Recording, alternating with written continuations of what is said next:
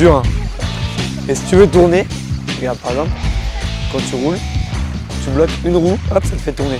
T'as vu? Si tu bloques une seule roue, vas-y. Et c'est une discipline qui n'existe pas beaucoup, on va dire, en France, parce qu'on compte actuellement que 4 équipes à l'heure d'aujourd'hui.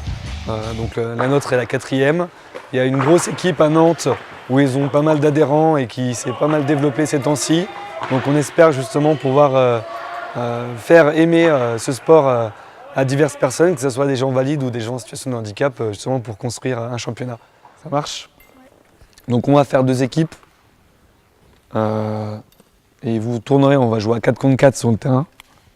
Vous vous mettrez sur le côté là-bas, comme d'habitude pour les changements. Ça marche? Donc le but, c'est pas non plus de faire une pratique seulement pour les personnes en situation de handicap ou seulement pour les valides. Ce qui était intéressant pour moi, c'était justement de faire évoluer les deux pour pratiquer ensemble un nouveau sport.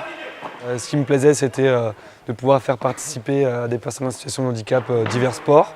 Et c'est pour ça que j'ai eu l'idée de développer, de construire une équipe de hockey fauteuil avec le partenariat de mon club et avec la JDA Fauteuil qui nous aide pour le projet. J'ai construit cette équipe pour pouvoir proposer d'autres activités aux personnes de Dijon ou alentours. On sait que les activités sont assez restreintes au niveau des sports, des handisports. Donc voilà, c'était une idée pour pouvoir proposer autre chose et qu'ils aient eux aussi accès à des sports qui peut-être ne leur semblaient pas accessibles. Joli ça les gars!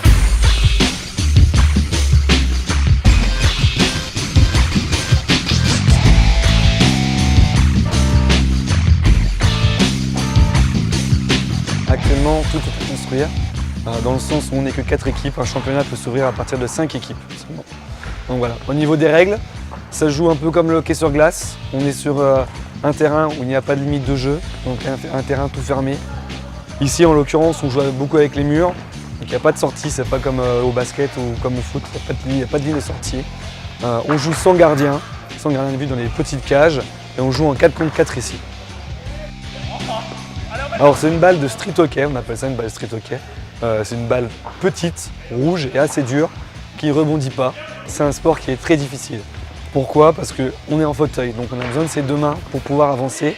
De plus, on doit avoir la crosse dans les mains. Donc c'est pas facile de jouer avec la directionnelle du fauteuil, je vais dire, et manipulation de la crosse. Voilà.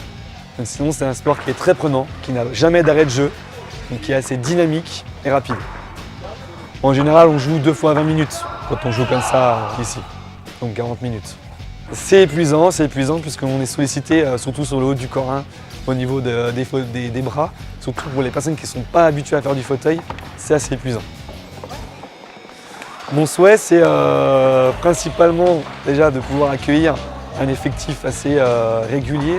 Moi, j'aimerais bien arriver à une quinzaine de personnes en mélangeant personnes en situation de handicap et personnes valides, pouvoir construire des entraînements plus précis et dans l'idée, avoir une 5e équipe pour organiser des rencontres.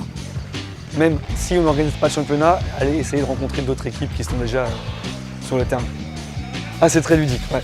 C'est ce qu'il en sort à chaque fin d'entraînement. Ils sont super éclatés, c'est le principal.